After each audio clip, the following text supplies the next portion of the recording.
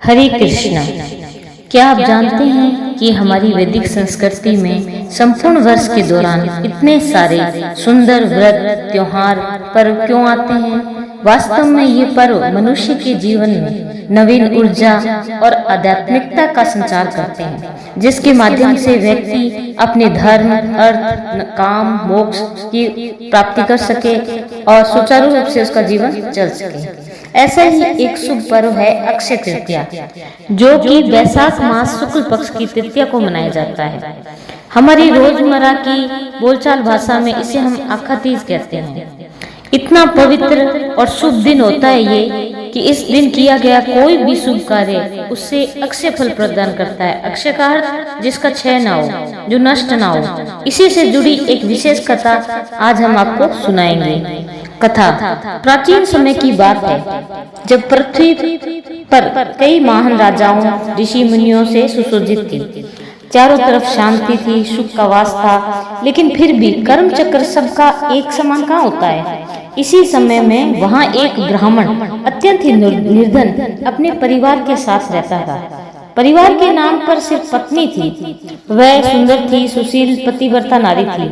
ब्राह्मण भिक्षा मांगकर जो कुछ भी लाता वह उसी में संतुष्ट रहती थी, पति सेवा करती थी। इस निर्धनता का जीवन यापन करते हुए दोनों परम भगवान की भक्ति को समर्पित थे। एक दिन ब्राह्मण की पत्नी ने कहा, हे पतिदेव, आप इतनी मेहनत करते हैं, फिर भी जीवन यापन के लिए प्राप्त धन एकत्रित नहीं कर पा रहे हैं और संतान सुख भी हमें नहीं मिला है, तो निश्चित ही कोई अपराध हमसे हुआ है या फिर पूर्व जन्म का कोई कर्म फल है जिसका फल हमें इस जन्म में मिल रहा है। हे पतिदेव, मैंने सुना है कि महान मुनि वशिष्ठ जो कि हमारे नगर में पधारे हुए हैं, कृपया आप उनके पास जाएं और हमारी इस व्यथा का कारण और उपाय पूछिए। वे अवश्य ही हमारी सहायता करेंगे। अपनी पत्नी की बात सही समझकर वे उसी समय महान ऋषि वशिष्ठ के पास पहुंच गए। उनसे हाथ जोड़कर प्रार्थना करने लगे और गुरु वशिष्ठ से इस तरह प्रार्थना की कि आप तो त्रिकालदर्शी हैं, आप व्यक्ति के भूत, वर्तमान, भविष्य सबसे परिचित हैं। हे प्रभु, कृपया आप मेरी इस अवस्था का कारण बताएं कि किस कारण से मैंने इस निर्धनता और संतान विहीनता को प्राप्त किया हुआ है।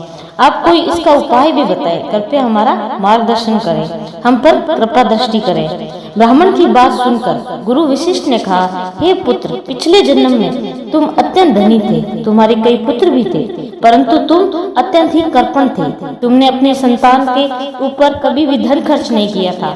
अपने धन के प्रति तुम्हारी जो आसक्ति थी, संतान के प्रति जो लापरवाही थी, उसके परिणाम स्वरूप ये सारे कष्ट तुम्हें मिल रहे हैं। वैशाख के अंतिम 5 दिन तुमने व्रत किया था, इस कारण तुम्हें इस जन्म में ब्राह्मण का शरीर और एक सुशील पत्नी प्राप्त हुई है। और अगर इस जन्म में कम से कम अगर 7 दिन वैशाख मास में भगवान कृष्ण की भक्ति करोगे तो इस अभिशाप से अवश्य ही मुक्त हो जाओगे।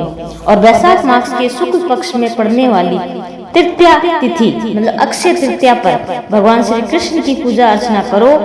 गुरु की आज्ञा मानकर ब्राह्मण ने उनके कहे अनुसार वैशाख मास की अक्षय तृतीया पर भगवान श्री कृष्ण की उन्होंने मन और श्रद्धा से पूजा की। तब ब्राह्मण के सारे कष्ट दूर हुए और वह सुंदर पुत्र की उन्हें प्राप्ति हुई। अब महात्मा की बात की जाए तो इसका महात्म्य इतना है कि इस दिन कोई भी मांगलिक कार्य बिना किसी मुहूर्त के और या निकलवा के आप कर सकते हैं। और इस दिन करना क्या है विशेष, हरे कृष्ण महामंत्र का ज्यादा से ज्यादा जाप करना है। हरे कृष्णा कृष्णा कृष्णा हरे हरे, हरे राम राम राम हरे हरे। तो आपको अक्षय फल की प्राप्ति अवश्य ही होगी। धन्यवाद। राधे राधे।